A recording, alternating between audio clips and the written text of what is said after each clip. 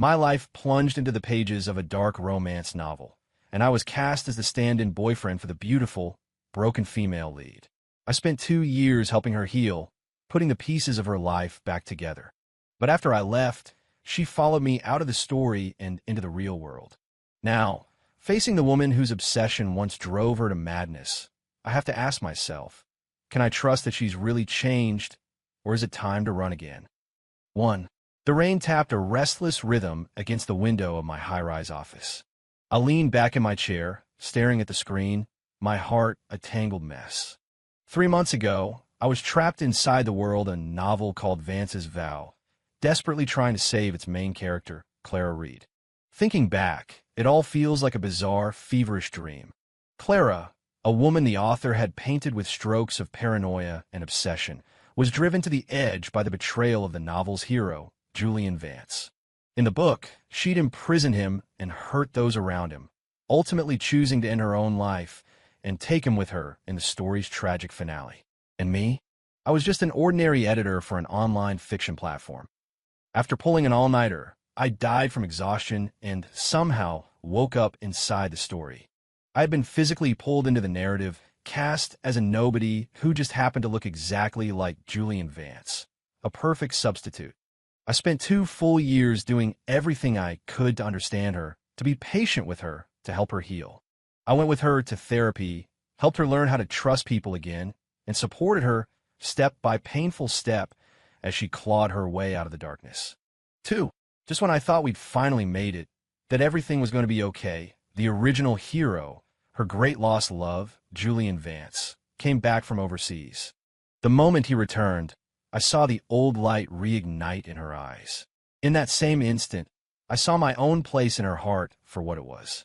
I was nothing more than a placeholder, a tool she'd used to fill the void.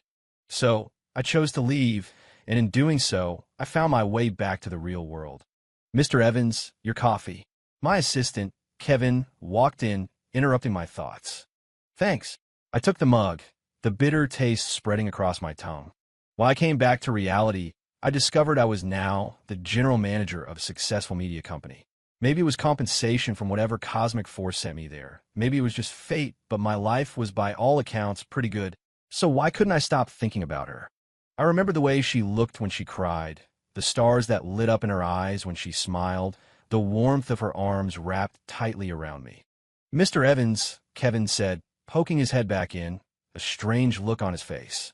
"There's a young woman at the front desk asking for you. Says it's urgent." My chest tightened. "What does she look like?" "She's beautiful, but she looks exhausted. She's been crying. She said her name is Clara Reed, and that you would definitely see her." The coffee mug slipped from my grasp, shattering on the hardwood floor.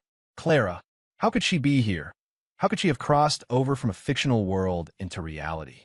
"Mr. Evans, are you okay?" Kevin asked, his voice laced with concern. I took a deep breath, my mind racing. "Send her up." 3. The office door swung open, and a familiar figure appeared in the doorway. Clara stood there in a simple white dress, her hair slightly disheveled. Her eyes were red and swollen from crying. She was thinner than I remembered, so fragile she looked like a strong gust of wind could carry her away. "Leo," she whispered, fresh tears welling up the moment she saw me. "You're really here?" I struggled to keep my voice steady. "How is this possible?" "I don't know." She shook her head, tears streaming down her face. "All I knew was that I had to find you. From the day you left, I started searching. I looked all over the city. I asked everyone I could. And then one day, I just appeared here." I stared at her, a whirlwind of emotions churning inside me. Her presence here defied all logic. "What are you doing here, Clara?" I asked, my tone colder than I intended. 4. She walked toward me, her steps hesitant. "I know I was wrong, Leo. I shouldn't have treated you like that. Shouldn't have used you as a substitute. I finally understand now. The person I love is you, not him." "That's enough." I shot up from my chair. "Clara, get a grip. The person you love will always be Julian Vance, the real Julian Vance. I was just an imposter, a stand-in." "No," she cried, shaking her head frantically. "It wasn't until he came back that I realized. It wasn't him I missed. It was you. After you were gone, I thought about you every single day. I thought about you taking me to my therapy appointments, about the meals you cooked for me, about the warmth of your arms when you held me and told me everything would be okay. I turned away, unable to look her in the eye. Leo, don't you remember? Her voice cracked. That night during the thunderstorm, I was so sick. You stayed by my side all night. You told me that no matter what happened, you would never leave me. Her voice dissolved into a sob. But you lied. You left. I squeezed my eyes shut as the memory flooded back. She'd been burning up with a fever, trembling in my arms. I had held her close, whispering promises that I would always be there, that I'd never let her go. I only said that because I felt sorry for you. I forced myself to say, Clara, you need to go back. Go back to your world, back to Julian Vance. 5. I won't. She rushed forward and threw her arms around me, holding on with a desperate strength. I could feel the warmth of her body, smell the familiar scent of her perfume, and the walls I had built around my heart began to crumble. Leo, please, she sobbed in my shoulder. Don't push me away again. I know I hurt you, but please, just give me a chance to make it right. I gently pushed her away, looking at her tear-streaked face. Clara, you don't understand. We're from different worlds. We can't be together. Why not? She asked stubbornly. I found my way to you. Doesn't that prove that anything is possible? I let out a bitter laugh. Even if it is, are you so sure that it's me you love, and not just the idea of him? She faltered. Clara, have you ever considered, I pressed, that maybe what you're feeling right now is just the fear of loss, that you only think you want me because I'm gone. Maybe the person you truly love is still the real Julian Vance. No, it's not, she stammered, but the conviction in her voice had vanished. Seeing the confusion in her eyes felt like a knife twisting in my gut. Go home, Clara. I turned and walked to the window, putting my back to her. Go back to your world and live your life. Behind me, I heard her heart-wrenching sobs fill the silence of the room. 6. Clara didn't leave. The next day when I got to work, I saw her sitting in the coffee shop in the lobby of my building. She stood up the moment she saw me, but didn't approach. And so it went. Every day, she was there waiting. At first, I ignored her, but her quiet persistence was impossible to dismiss. She grew more haggard each day. Sometimes I'd see her slumped in a chair, fast asleep. Mr. Evans, Kevin finally said after a week, that woman has been downstairs every day. She doesn't look so good. Maybe you should. It's fine, I cut him off, but I was lying to myself. I couldn't ignore her. That night, I worked late. As I walked out of the building, I saw her still waiting. The coffee shop had closed hours ago, and she was just standing by the glass doors, her thin frame shivering in the cold night air. I stopped, my heart aching as I looked at her lonely silhouette. Clara, I said. She turned, a flicker of surprise in her tired eyes. What are you still doing here? I asked. Waiting for you, she answered simply, her voice hoarse. Waiting for me to do what? To change your mind. She looked at me, a resolve in her eyes I had never seen before. Leo, I'm not giving up. I sighed, a wave of exhaustion washing over me. Clara, this is pointless. It's not, she insisted. At least I know I'm fighting for the love I feel. I looked at her, my resolve wavering in the face of her conviction. Are you hungry? I finally asked. She nodded, a glimmer of hope in her eyes. Come on, I said. I'll get you something to eat. 7. We ended up at a 24-hour diner. She ordered a bowl of soup, but barely touched it. You can't go on like this, Clara, I said. You're going to make yourself sick. I don't care, she said stubbornly. I'm not going to eat properly until you forgive me. I frowned. Are you trying to blackmail me? No, it's a plea, she said, her eyes earnest. Leo, I know I did so many things wrong, but I truly understand that now. I'm not asking you to forgive me right away, but please, just give me a chance to prove myself. And how would you do that? I'll do anything for you, she said seriously. I can learn to cook, to take care of someone.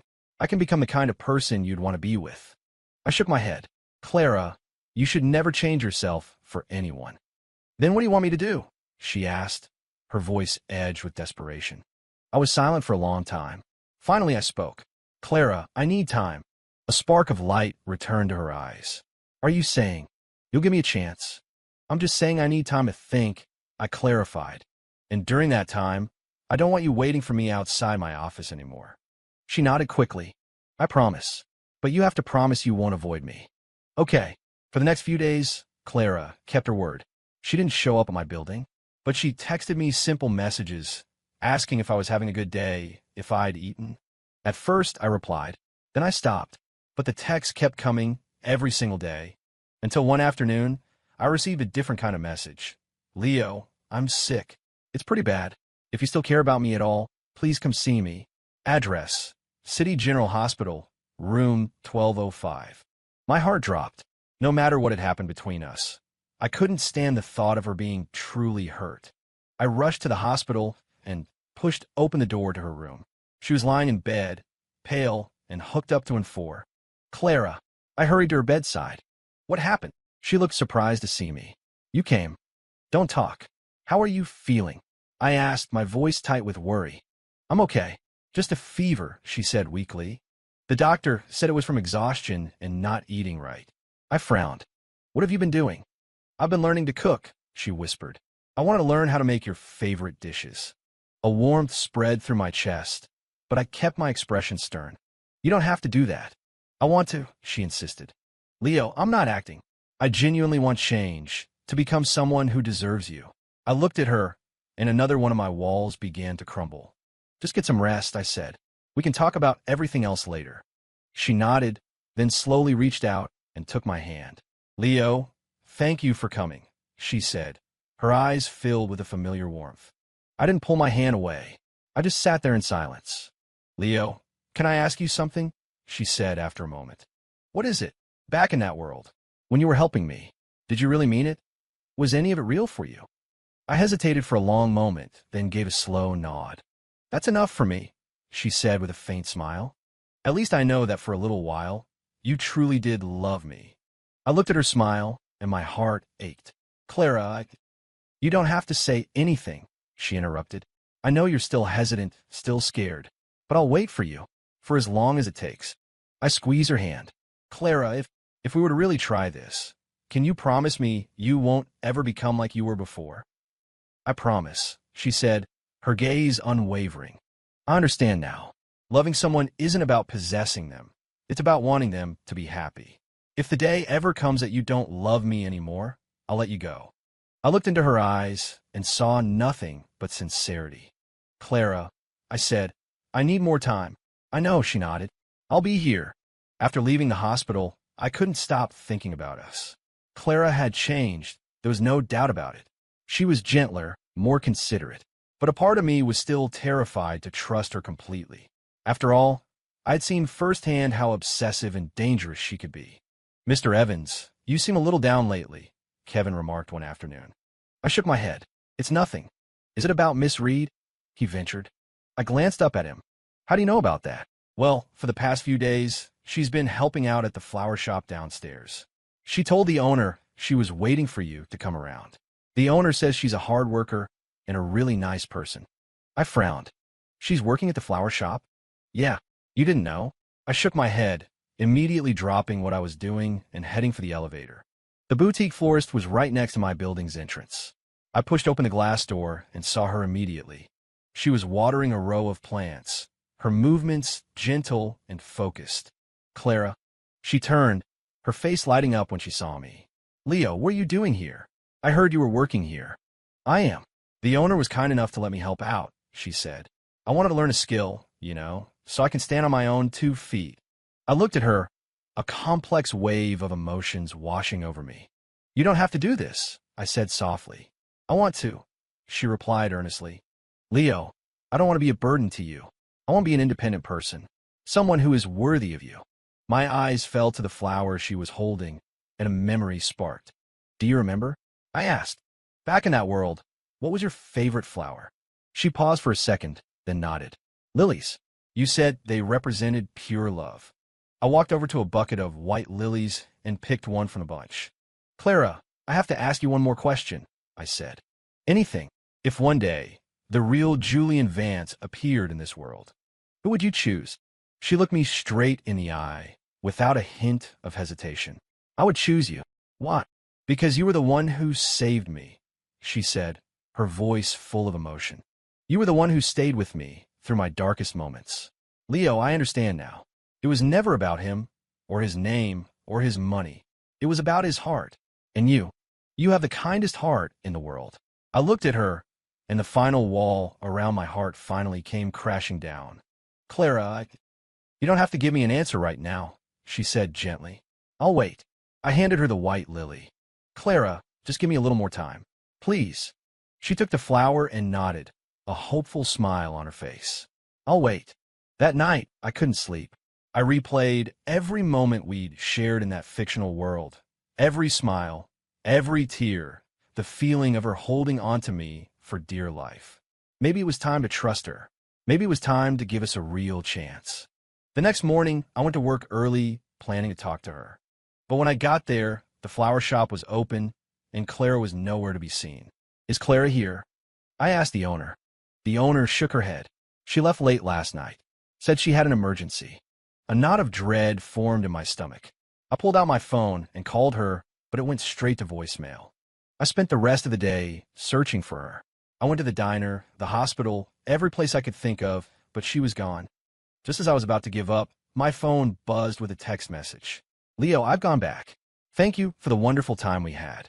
Please, forget me and live a happy life. I stared at the screen, a suffocating panic rising in my chest. She went back to the world of the novel. I wouldn't let her go. Not like this. I raced home, threw open my laptop, and pulled up the webpage for Vance's vow. I scrolled frantically, looking for any clue, any change in the story. But everything was exactly as it had been written. I tried to will myself back into that world, to find a way in, but nothing worked. I slumped over the keyboard, completely defeated. It was only then, in the crushing silence of my apartment, that I finally admitted the truth to myself. I was in love with her, not out of pity or guilt, but truly, deeply in love. And now, I had lost her. I couldn't give up. If she could find a way from her world to mine, there had to be a way for me to get back to hers.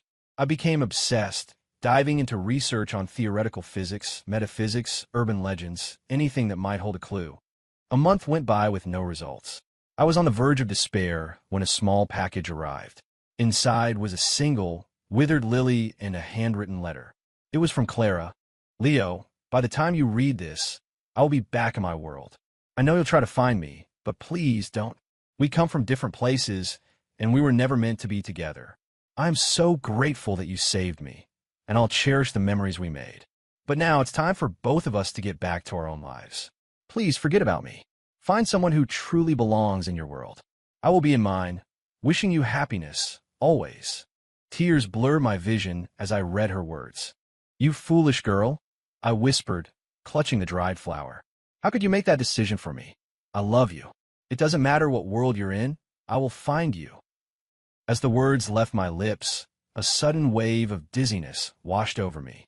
The world around me started to warp and blur, and I felt an invisible force pulling me apart. When I opened my eyes again, I was standing in a familiar place. Julian Vance's sprawling penthouse apartment from the novel. I made it. I was back. Without a second thought, I ran to Clara's room and threw open the door. She was sitting by the window, holding a single white lily. Clara, I shouted. She spun around, her eyes widening in disbelief. Leo, how did you? I'm here to take you home, I said, striding toward her. No, you can't be here, she said, jumping to her feet. It's dangerous. He's back. I froze. He? Julian. Clara nodded, her eyes filled with fear. He knows I want to find you. He's furious. He said if I ever try to leave again, he would. He would what? I demanded. He would hurt you, she said, her voice trembling. Leo, please, you have to go. Leave before he finds you. I'm not leaving, I said firmly. Clara, I came here to take you with me, and I'm not leaving without you. You can't, I won't go with you, she shook her head. I can't let you get hurt because of me. Just then, the door swung open. A man walked in, the spitting image of me, but with an aura of cold arrogance. It was him, Julian Vance, the novel's true protagonist. His eyes landed on me, and a flash of fury crossed his face. So you're the imposter. I stared back at him, feeling a surge of raw hostility. I'm not an imposter. I'm the one who actually loves her. He let out a cold laugh. Love? Who do you think you are? You're just an accident, an outsider who stumbled into my story. What right do you have to love her? What right do I have? I shot back, my voice rising. What right do you? You're the one who hurt her, who betrayed her and broke her. I'm the one who spent 2 years helping her heal, staying by her side, and protecting her. Enough, he roared. Clara is my wife. She always will be. As for you, you should go back to wherever you came from. I'm not going anywhere, I said, standing my ground. Not unless Clara tells me herself that she doesn't love me. Julian's cold gaze shifted to Clara. Clara, tell him that I'm the one you love. Clara looked between the two of us, her face a mask of agony. She couldn't speak. Clara, you don't have to be afraid, I said gently. Just tell me the truth. She looked at me, and the tears she'd been holding back finally fell.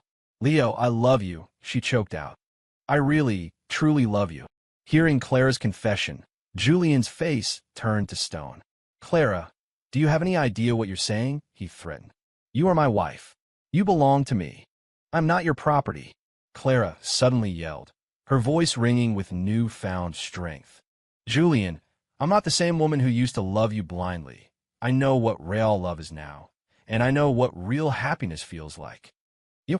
Julian was stunned into silence. The man I love is Leo, Clara continued, her voice growing stronger with every word. He's the one who was with me, who saved me when I was at my lowest. All you ever did was cause me pain. I looked at her, overwhelmed with love and pride. Clara. Leo, let's go, she said, taking my hand. Let's leave this place and go back to our world. Leaving? Julian sneered. You think I'm just going to let you walk out of here? He moved to block the doorway. Julian, what are you doing? I asked, stepping in front of Clara. I'm making you stay, he said with a vicious look. Since you love this world so much, you can stay here forever. A sense of dread washed over me. What do you mean? I decide the rules of this world, he said calmly. I can let you in, and I can also make sure you never, ever leave.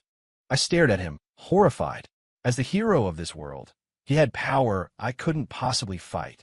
Leo, just go, Clara pleaded. Don't worry about me. I will never leave you behind, I said, then turned back to Julian. What do you want? It's simple, he said. Clara chooses. Either she stays with me, and I let you go, or she stays with you, and you both remain trapped in this world for eternity. Clara's face went white. You? How could you? It's just who I am, he said coldly. Make your choice, Clara. I looked at Clara, my heart breaking for her. No, she cried, shaking her head. I won't stay with him. Leo, I would rather be trapped here with you forever than spend another minute with him.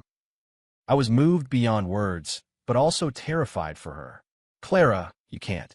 You have a whole life to live. You can't throw it away for me. You are my life, she cut me off. A life without you means nothing to me.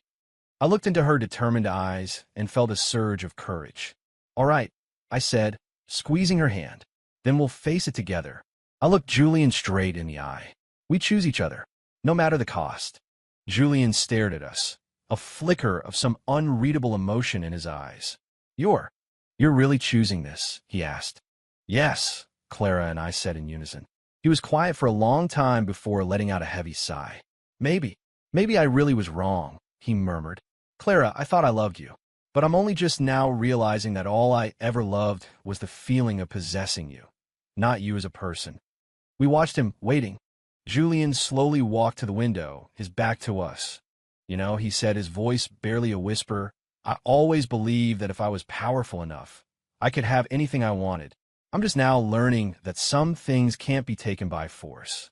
Clara tightened her grip on my hand. Julian, I'm jealous of him, he said, turning to look at me. I'm jealous that he's the one who can make you smile like that, the one who made you so gentle. All I ever did was make you miserable. Leo, he said, his eyes on me. Will you swear to me that you will never hurt her? Without a moment's hesitation, I nodded. I swear. I will spend my life protecting her and making sure she never feels an ounce of pain again. He seemed to be searching for something in my eyes. I believe you, he finally said, because I can see it. The light in your eyes is the same as the light in hers. Julian, you... Clara looked at him, stunned. I'm letting you go, he said. Go and live the life you want. I felt the air in the room begin to shift, to hum with a strange energy. Wait, I said suddenly. Julian, what will happen to you? He offered a sad smile. I'll stay here. I'll continue my story. Maybe I'll learn how to truly love someone. Julian, thank you, Clara said, her eyes wet with tears. I'll remember your kindness. Don't thank me. He shook his head. I'm just doing what I should have done a long time ago. Be happy, Clara. A bright light began to envelop us, and I felt a warm, pulling sensation. Leo, we're really leaving, Clara said, holding me tight. Yeah, I said, holding her just as tightly. We're going home. When we opened our eyes, we were standing on the sidewalk outside my office building. The familiar sounds of the city, the familiar skyline. We were back in the real world. We really made it back, Clara said, looking around in awe.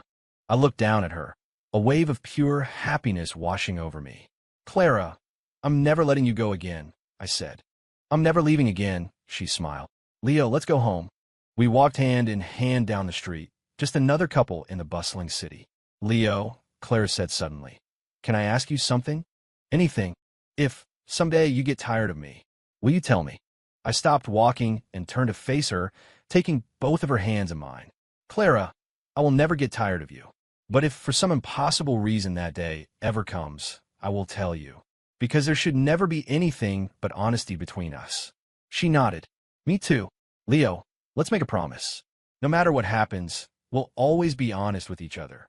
Deal, I said, holding out my pinky. She laughed and hooked her pinky with mine. Pinky swear, we said together. 6 months later, we bought a small condo downtown and started our new life. Clara learned how to cook. She wasn't a master chef by any means, but everything she made tasted like heaven to me. I taught her how to drive, which was an exercise in terror, but she was a determined student. We went to the movies, we browsed through shops, we took long walks in the park. We lived a simple, happy life, just like any other ordinary couple. One evening, Clara came home bursting with excitement. Leo, I have great news. What is it? I asked. I got a job, she beamed.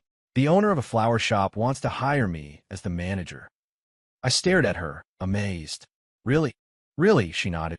She said I have a great eye and I'm very meticulous. Leo, I can finally support myself. I pulled her into a hug. Clara, I'm so proud of you. Thank you for always believing in me. Leo, she mumbled into my chest. I never would have made it here without you. Don't be silly, I said, stroking her hair. You've always been brilliant. You just needed the chance to let it show. Let's go out and celebrate tonight, she suggested. Absolutely. Where to? How about that diner where we had our first real meal together? That night, we went back to the 24-hour diner.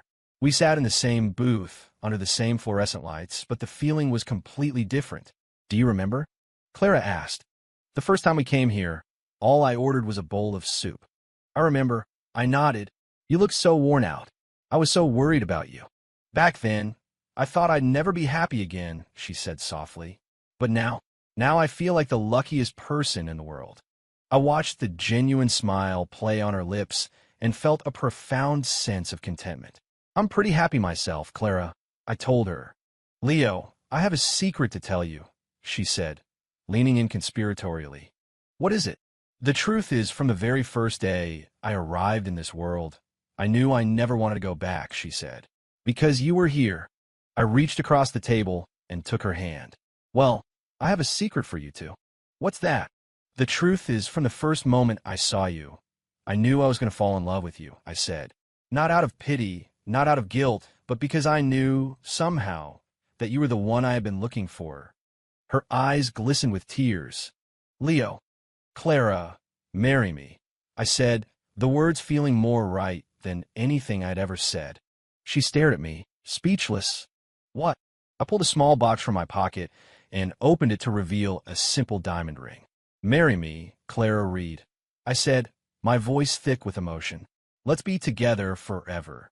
The tears finally spilled over, streaming down her cheeks. Leo, yes, she sobbed. Yes, I will marry you. I slid the ring onto her finger and leaned across the table to kiss her. I love you, Clara, I whispered. I love you too, Leo, she whispered back. A year later, we got married. It was a small ceremony with just a few friends and colleagues. But to us, It was the most perfect wedding in the world. Clara, in a simple white dress, looked like an angel. As she walked down the aisle toward me, I knew I was the luckiest man alive. Leo, do you take Clara to be your wife, to have and to hold, in sickness and in health, for richer or poorer, to love and to cherish, for as long as you both shall live? I do, I said, my voice unwavering.